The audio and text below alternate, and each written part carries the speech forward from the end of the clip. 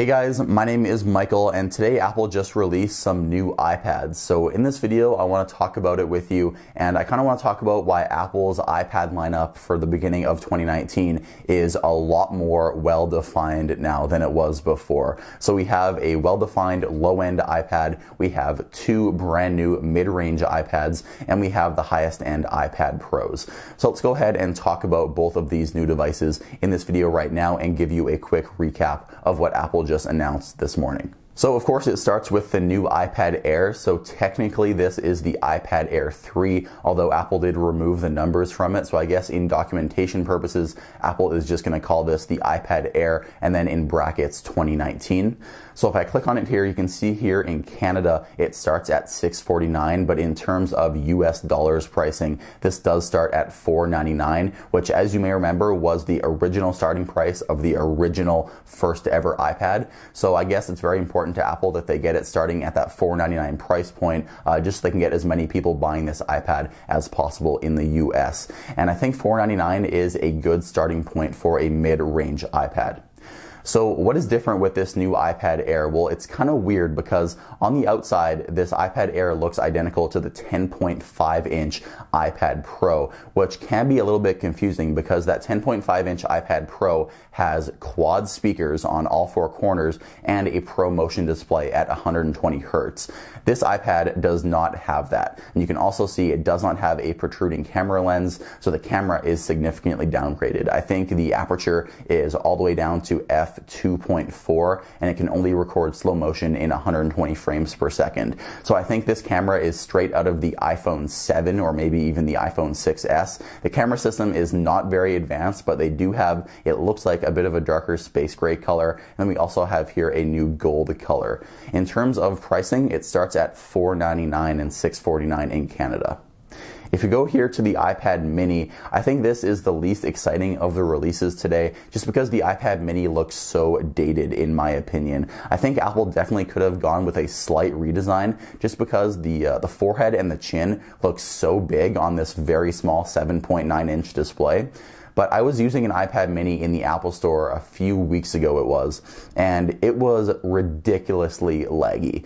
Now, the iPad mini, in terms of, I guess, pure hardware upgrades, it is getting the biggest upgrade because it had the A8 chip, I think, from 2014 in that iPad mini 4. And here in, I guess, it's the iPad mini 5, we have the A12. So that is an upgrade of 4 generations on an iPad. So I think Apple said here on the key features list, it is up to 3 times faster than the iPad mini 4. I'm going to try to find that here. You can see they're boasting how powerful it is, especially with AR. We're getting rumors that Apple's going to be coming out with a whole bunch of AR enhancements in iOS 13 and potentially some AR glasses in the year 2022. So Apple is really pushing AR right now just so people can be ready for it in the future. And with all these powerful chips in these devices, I would say these are definitely going to be future proof. So I guess this is a good idea for Apple to upgrade the iPad mini because people don't want to spend as much money on an iPad. But for me, I think it's very outdated looking, and it's great that it has an A12 chip in it, but I just wouldn't buy this iPad because it looks so outdated. But I think for the price point, it is going to be good for some people. Looking at this $529 price tag here in Canada, it is a little bit expensive. I do like that it is $399 in the States though, and it does come in silver, space gray, and gold, just as the new iPad Air does.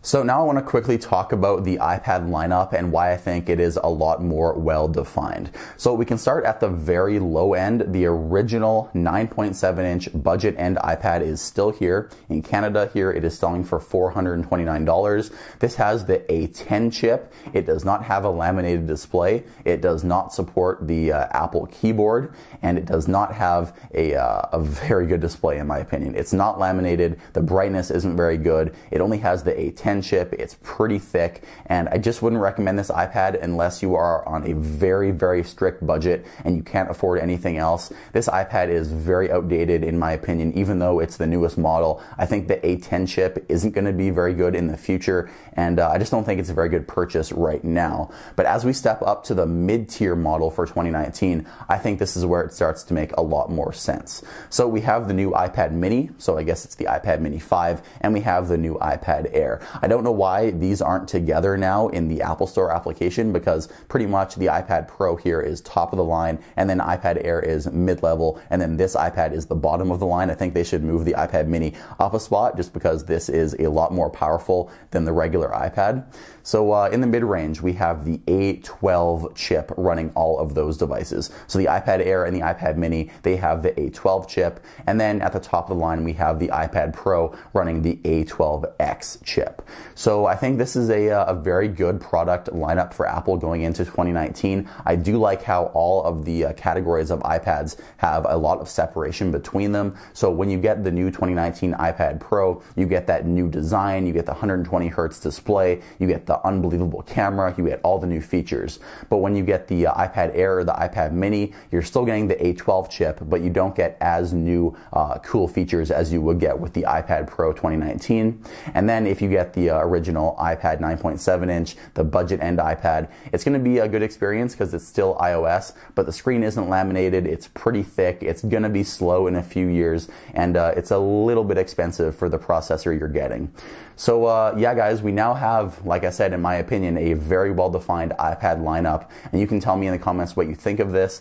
I'm very excited that Apple brought the iPad Air back, because my favorite iPad of all time was my iPad Air 2. I love that thing, and I think Apple was selling it refurbished all the way up until late 2016. So it was definitely a very popular iPad. I love how thin it was. The design was fantastic. It was the first ever iPad to support a gold color. So good times thinking about that iPad, and I am glad that Apple does have that back in the lineup as a brand new mid-range iPad. So like I said, you guys can tell me in the comments below what you think of these new releases today from Apple. Thank you so much for watching. My name is Michael, and I'll see you in the next video.